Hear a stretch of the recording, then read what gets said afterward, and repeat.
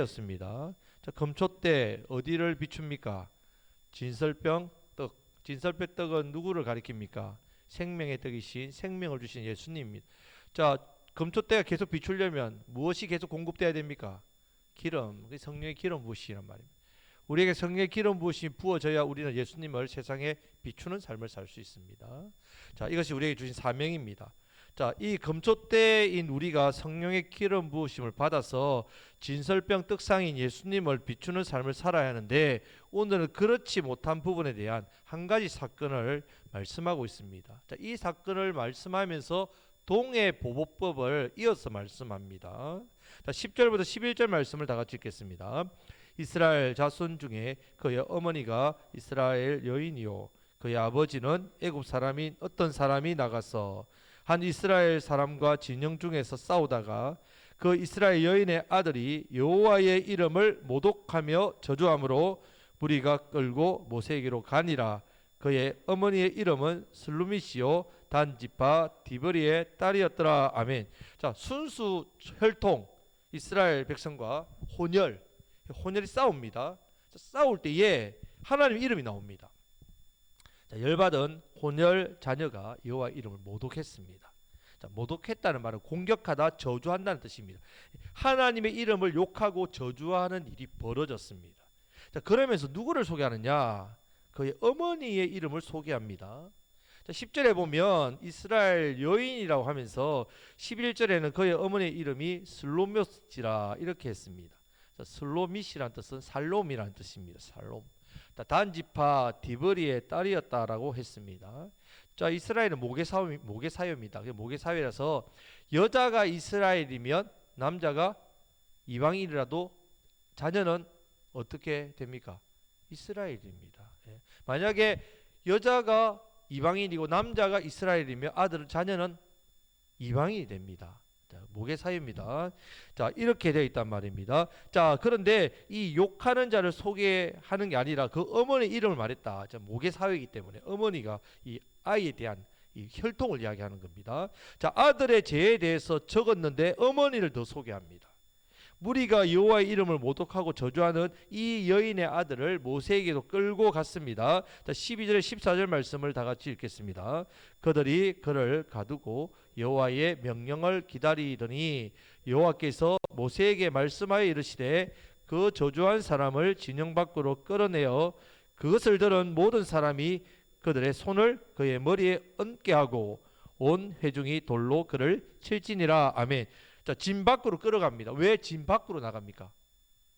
부정하기 때문에. 그럼 진 안에는 누가 계시기 때문에? 예, 하나님 계시기 때문에. 자, 진 안은 거룩합니다. 자, 하나님 계신 진을 더럽히면 안 되기 때문에 사람이 죽으면 시체가 진 전체를 부정하게 만드니까 진 밖으로 끌어서 죽입니다. 우리 예수님 십자가 어디 지셨습니까?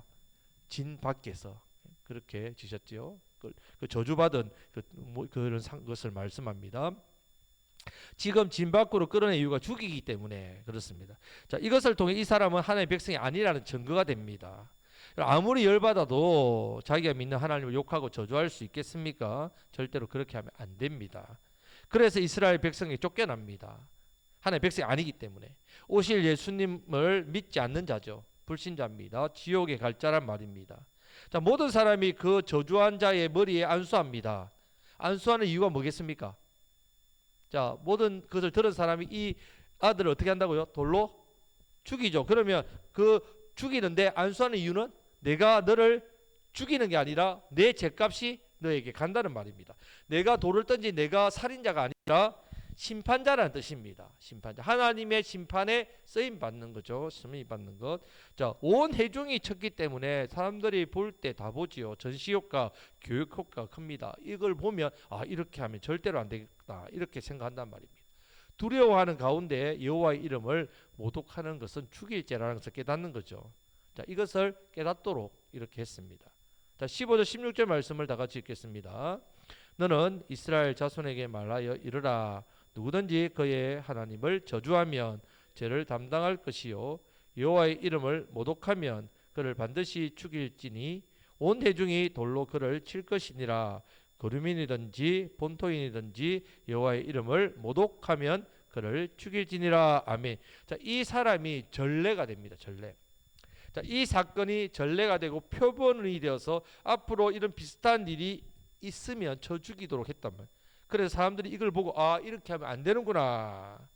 그러면 저렇게 돌에 맞아 죽구나. 여러분, 나쁜 전례죠. 나쁜 전례가 남습니다. 옥합을 깨뜨린, 예수님을 장사를 위해서 옥합을 깨뜨린 마리아는 좋은 일에 기념되었습니다. 여러분의 삶과 신앙 또한 옥합을 깨뜨린 마리아처럼 좋은 일에 기념되시길 축복합니다. 이 여호와의 이름을 저주한 자는, 모독한 자는 좋지 않는 일에 기념되었습니다. 자, 그럼 왜 이런 일이 생겼냐? 자, 궁극적으로는요, 이것은 불신 결혼에서 나온 일입니다. 불신 결혼. 자, 출애굽한 이스라엘 백성들은요, 지금 50일이 지나서 시내산에 도착했습니다. 자, 시내산에서 무엇을 받습니까? 예, 율법 받지요. 창세기, 출애굽기, 레위기 말씀까지 받습니다. 자, 이 말씀을 받고, 자, 받고 나서 그곳에 몇 년 동안 머뭅니까? 시내산에. 바로 떠납니까? 몇 년? 예, 손가락 2년입니다. 2년. 자, 2년 동안 머물렀다. 그래서 받은 성경을 기록하는데 2년 걸렸겠습니까? 그렇지 않겠지요. 자, 성경을 기록한 시간은 얼마 안 걸립니다. 창세기, 출애굽기, 레위기니까. 자, 이 말씀을 기록해서 백성들에게 가르칩니다. 모세가 이 말씀을 가르쳤단 말입니다. 자, 성경의 말씀을 가르치고 난 다음에 받은 것이 또 뭡니까? 율법 말고 뭘 받습니까? 또 시내산에서 무엇을 받습니까? 출애굽기에 보면 예, 성막 설계도를 받죠. 자, 그 성막을 짓는 데는 시간이 얼마나 걸릴까요? 제법 걸립니다. 그래서 2년의 세월이 걸렸단 말입니다. 자, 이 기간 안에 말씀을 받고 말씀을 가르치는 중에 지금 여호와의 이름을 모독하고 저주를 한 일이 생겼단 말이에요. 자, 그래서 이 일이 기념이 되고 있다는 말입니다. 이렇게 여호와의 이름을 저주하면 이렇게 죽는다. 자, 그러면 이 여호와의 이름을 저주한 이 여인은 출애굽하기 전에 애굽에서 누구랑 결혼했습니까? 애굽 남자와 결혼했단 말입니다. 여러분, 이스라엘 백성이 왜 애굽으로 내려갔습니까? 가고 싶어서 갔습니까? 아니죠. 예, 아브라함에게 하나님 큰 민족 가나안 땅 예수 그리스도 이 언약 복의 근원 대신 예수 그리스도에 오시게 하는 이 일에 세 가지 복을 약속했습니다. 예수님으로 천하 만민이 복받게 하는 이 일의 언약입니다. 자, 제3을 받고 하나님 형상을 회복하고 아담이 타락으로 잃어버린 모든 것을 다 회복해 주시겠다. 이 언약이란 말, 이 자체가 복이죠. 예수님을 보내시는 일에 아브라함의 혈통을 만들어서 그 자손들로 하여금 그 땅을 줍니다. 가나안 땅. 그 가나안 땅에서 예수님이 오실 때까지 기다렸죠. 이것이 하나님의 꿈이고 비전입니다. 야곱의 사닥다리, 하나님께서 이 제약된 땅과 하늘과 연결해서 그런 하늘의 신령한 은혜를 예수님을 통해서 이 땅의 회복을 주시겠다는 그 약속, 이것이 바로 하나님의 꿈입니다. 자, 첫 번째 약속인 큰 민족이 되는 부분에 있어서 이 가나안 땅은 어떻습니까? 맞지 않지요. 적합하지 않단 말이에요. 자, 가나안 땅 사람들은 어떤 문화가 있습니까? 혼혈 정책이 있죠. 뭐 이런저런 민족 가리지 않습니다. 그냥 자기들하고 마음만 맞으면 다 통혼합니다. 혼합 정책을 썼단 말입니다. 아무나 다 받아들이는 이민 정책입니다. 대표적으로 창세기 34장에 보면 야곱의 딸 디나가 세겜성에 놀러 갔다가 세겜에게 몹쓸 짓을 당하죠.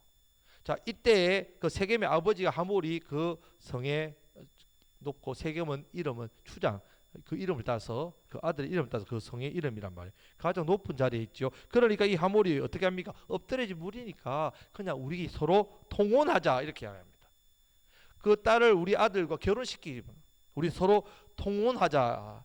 자, 지금 가나안 사람들은요 아무나 다 받아들이는 정책이 있단 말입니다. 자, 창세기 38장에 보면 유다가 타락해서 아버지 집을 떠납니다. 자, 유다가 타락해서 아버지 집을 떠난다. 이것은 교회를 떠났다는 말이죠. 자, 세상을 간 유다는 누구와 결혼합니까? 가나안 여인 수아의 딸과 결혼합니다. 가나안 여인과 결혼해서 자, 아들을 낳고 동화되지요. 그 앞에 창세기 37장에 보면 요셉이 애굽으로 팔려갑니다. 자, 유다가 왜 아버지 집을 떠났느냐? 자기 동생을 팔아먹었기 때문에. 그런 어떤 죄책감 때문에 교회를 떠나버렸단 말이야.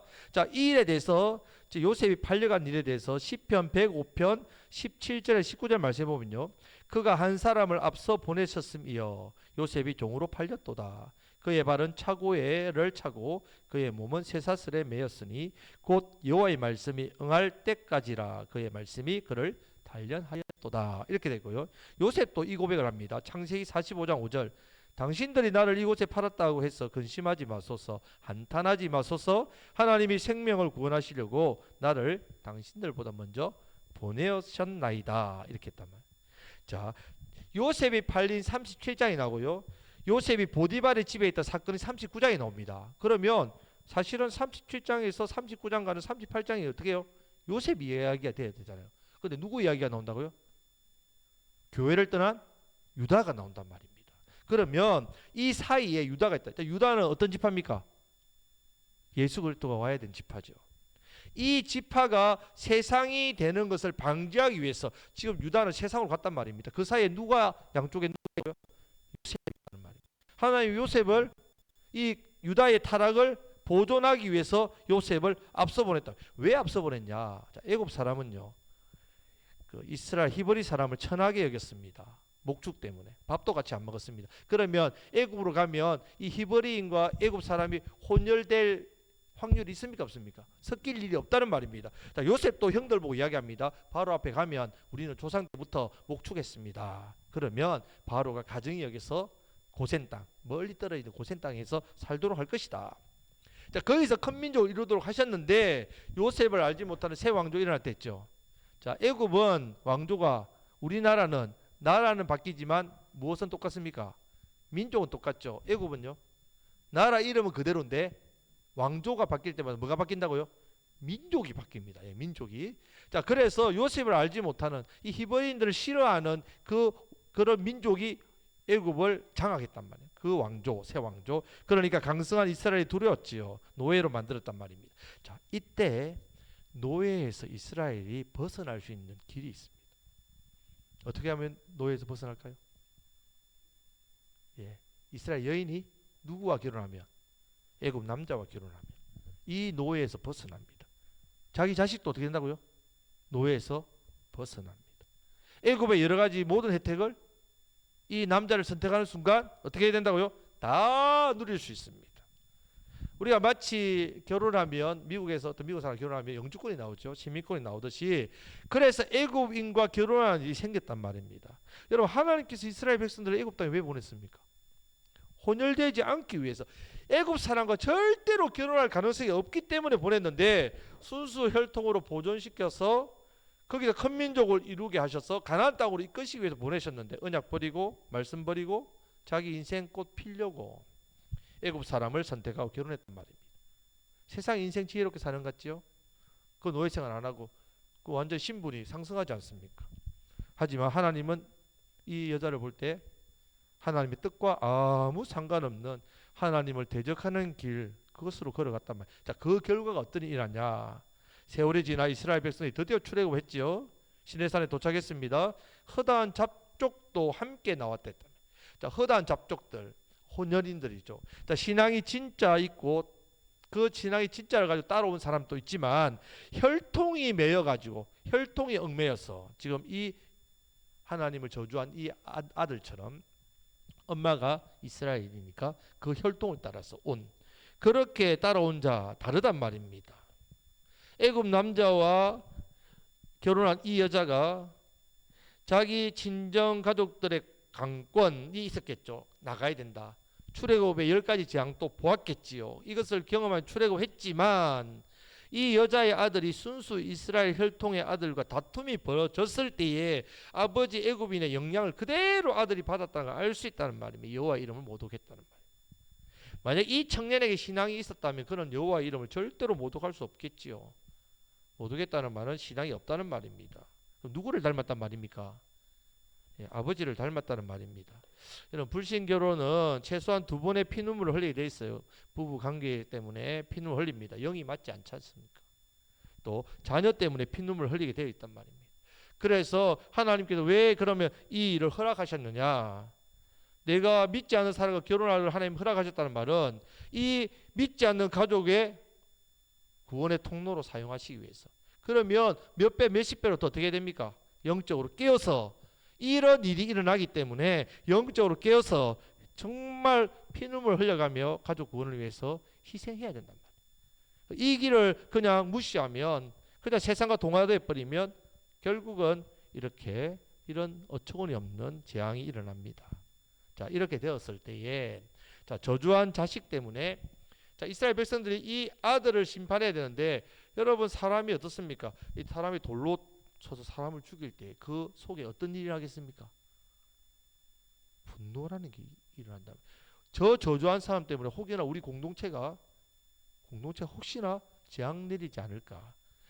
하나님께서 벌 내린 것 이상 과하게 심판하는 그런 죄악을 범할 수 있기 때문에 이러한 맥락 때문에 17절부터 23절 말씀에서 동해보복법이 나옵니다. 자, 동해보복법은 받은 그대로 돌려주는 걸 말합니다. 자, 하나님께서 이것을 허락하셨는데 여러분 생각해 보십시오. 하나님은 어떤 하나님입니까? 공의의 하나님이시면서 사랑의 하나님이시잖아요. 자, 사랑의 하나님이신데 그냥 용서해 주라고 하지 않고 왜 동해보복법으로 하라고 하십니까? 그것은 인간의 본성이 악하기 때문이란 말이죠. 예를 들면 어떤 사람이 한쪽 눈을 상하게 했는데 자, 이 상하게 하면 이제 이 복수심이 생겨서 동해보복법을 하지 않으면 어떻게 하겠습니까? 내 눈 한 짝은 나갔지만 내 눈 두 개를 내가 뽑아버리겠다. 대로주고 말로 갚는 거죠. 그렇게 하는 것이 죄악된 본성이란 말입니다. 하나님께서 이 일들이 일어난 것을 압니다. 창세기 34장에 보면 자, 디나 사건이 일어났지요. 자, 오라비 둘째, 셋째 시몬 레이가 어떻게 합니까? 세겜에게서 우리 할례 받아야 된다. 거짓으로 속여놓고 세겜만 죽이면 되는데 왜요? 세겜이 죄를 지었으니까 어떻게 합니까? 세겜에 있는 남자들 수천 명을 다 죽여버립니다. 심지어 말 그런 동물들 끌고 못 가는 거 발에 힘줄까지 다 끊어버립니다. 얼마나 여러분 그 분노와 그 죄가 컸겠습니까? 자, 동해보복법 지금 사라졌지요. 지금 사라졌단 말입니다. 그 이유가 시대가 변해서가 아닙니다. 시대가 변해서가 아니라 예수님의 말씀 때문입니다. 예수님께서 마태복음 5장 17절 말씀에서 예수님 오신 것은 율법을 폐하러 온 것이 아니라 완성하신 데 있습니다. 자, 모세 율법은 완전한 율법이 아닙니다. 최저만 요구하시는 거죠. 최저만. 자, 예를 들면 살인하지 말라. 자, 살인이라는 게 얼마나 끔찍한 죄입니까? 하지만 인간이 분노하면 어떻게 합니까? 살인하지요. 그런데 하나님께서 원하시는 요구는 살인하지 말라가 아니라 예수님 말씀에 뭐를 하지 말라고요? 살인이 뭐와 같다고? 예, 미워하지 말라. 말씀하죠. 미워하지 말라고 이야기합니다. 자, 미움이 쌓이면 어떻게 된다고요? 살인하니까. 자, 미워하지 말라고 하면요. 악한 본성을 가진 사람은 내가 미워하지 않을 수 없어요. 난 사람 보면 미움이 생깁니다. 도저히 지킬 수 없는 순종할 수 없다고 거부하기 때문에 그것 아시고 최소한의 순종으로 살인하지 말라라고 하시는 거예요. 살인하지 말라. 자, 율법의 목적은요. 죄를 짓지 않게 하는 데 있다는 말입니다. 율법을 통해서 심판하기 위함이 아닙니다. 보복이 아닙니다. 율법을 통하여 죄 짓지 않게 하고 용서와 사랑입니다. 심판은 오직 누구에게 있기 때문에 하나님께 있기 때문에 그렇습니다. 자, 성도는 세상에서 사명이 있는 사람이죠. 우리는 용서와 사랑으로 세상에서 손해보는 삶을 살아야 합니다. 동해보복법은 최소한의 인간의 제약된 본성, 그 본성 때문에 하나님이 구약시대에 허락하신 거지. 신약시대에 살아 우리는 예수님의 십자가의 보혈로 완전한 죄씻음을 받은 사람 아닙니까? 우리는 완전한 용서와 사랑을 받은 사람이란 말입니다. 이 사랑을 받은 사람이 내가 보복할 일이 어디 있겠습니까? 보복하면 안 된단 말이에요. 아예 완전한 율법을 순종해야 될 사람이란 말입니다. 우리는 예수의 십자가의 용서와 사랑을 받은 사람이기 때문에 이 복음이 능력이 있는 겁니다. 만약에 이 용서와 사랑이 없다면 복음이 정인이 될 수가 없지요. 예수님의 십자가의 사랑과 은혜를 받기 전에는요, 율법의 최저인 것을 요구하시지만 이제 우리는 예수의 십자가의 은혜로 구원받아 성령을 받은 사람이란 말이에요. 성령을 받은 사람에게는 금초 때인 우리가 생명의 떡이신 예수님을 세상에 비출 수 있도록 성령님이 우리 안에 계시기 때문에 우리의 힘으로 율법을 지키는 게 아니란 말입니다. 이제는 성령의 기름 부으심이 늘 우리에게 부어지기 때문에 우리는 동해 보복법이 아니란 말입니다. 우리는 어떻게 해요? 사랑과 용서란 말. 희생하고 손해 봐야 됩니다. 생명의 떡이신 예수님을 먹고 살아는 우리 아닙니까? 생명의 떡이신 예수님 비추도록 오늘 또 성령님 기름 부어 주셔서 우리 촛대가 빛을 비추어서 진설병 떡상을 비추는 그런 우리 복된 삶을 만들어 주지 않았습니까? 우리는 예수님의 십자가의 그 사랑과 용서대로 해야 됩니다. 그 사랑과 용서로 살아가야 됩니다. 세상의 빛과 소금으로 복음의 정인으로 우리 용서해야 됩니다. 사랑해야 됩니다. 저 사람이 저렇게까지 했는데 최소한의 내가 그 마음의 상처와 아픔을 갚을 수 있는 거 아닌가? 그것보다 과하게 하면 문제지만 내가 100을 잃었으면 최소한 뭐 100 아니면 90이라도 손해보다 받아야 되지 않느냐? 그렇게 생각할 수 있는데 아닙니다. 우리는 예수 십자가의 그 사랑과 용서를 받았기 때문에 우리는 이제 그렇게 살면 안 됩니다. 우리는 사랑하고 희생하고 손해봐야 됩니다. 세상의 빛으로 소금으로 복음의 정인으로 영혼을 섬겨 살리시는 저와 여러분이 되시기를 주님의 이름으로 축복합니다. 아멘. 이제 말씀부터 기도하겠습니다.